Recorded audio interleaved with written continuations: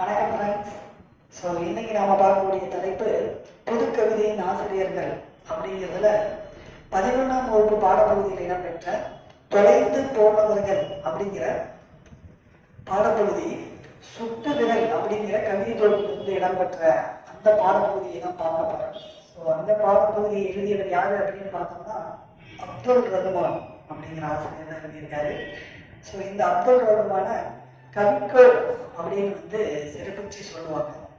So இவர் தமிழ் பேராசிரியராக பணியாற்றியிருக்காரு. அது மட்டும் இல்லைங்க, வாணியம்பாடி இஸ்லாமிய கல்லூரியில் தமிழ் பேராசிரியராக இருந்திருக்காரு.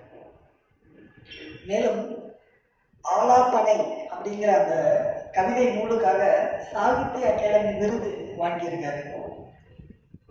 அவருடைய விருதுகள் அப்படின்னு பார்த்தோம் அப்படின்னா தமிழ் பல்கலைக்கழகத்தின் தமிழெண்ணை விருது, பாரதிதாசன் விருது போன்ற விருதுகள் வாங்கியிருக்காரு. ஸோ அப்துல் ரஹ்மான் அவர்கள் பார்த்தீங்க அப்படின்னா வாணியம்பாடி கவிஞர்களுள் அவரும் ஒருவராக இருந்திருக்காரு.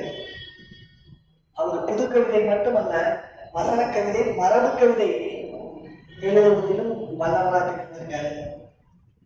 அவருடைய நூல்கள் அப்படின்னு நம்ம பார்த்தோம் அப்படின்னா நேயர் விருப்பம், ஆலாப்பனை, பால் வீதி, தொலைந்து போனவர்கள், அதாவது சுட்டு விரல் அப்படிங்கிற அந்த கவிதை தொகுப்பு தான்.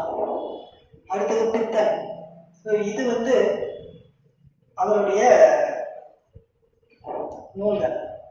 ஸோ அடுத்து அவருடைய நூல்களை எப்படி நாம ஞாபகம் வச்சுக்கலாம் அப்படின்னு பார்த்தோம் அப்படின்னா நேயர் விருப்பமாக ஆலாப்பனை கேட்டு மெய் மறந்து பால் வீதியில் தொலைந்து போனவர்களில் பித்தனும் ஒருவன் அப்படின்னு நம்ம ஞாபகம் வச்சுக்கிட்டோம்னா இது ரொம்ப சுலபமா இருக்கும். ஸோ ஒருவன் என்ன பண்ணியிருக்கான், நேயர் விருப்பமாக ஆலாப்பனைன்னா சங்கீதம் அப்படின்னு ஞாபகம் வச்சுக்கலாம், கேட்டு மெய் மறந்து பால் வீதியில் தொலைந்து போனவர்களில் பித்தனும் ஒருவன் அப்படின்னு சொல்லிட்டு ஞாபகம் வச்சுக்கலாம். ஸோ நன்றி, வணக்கம்.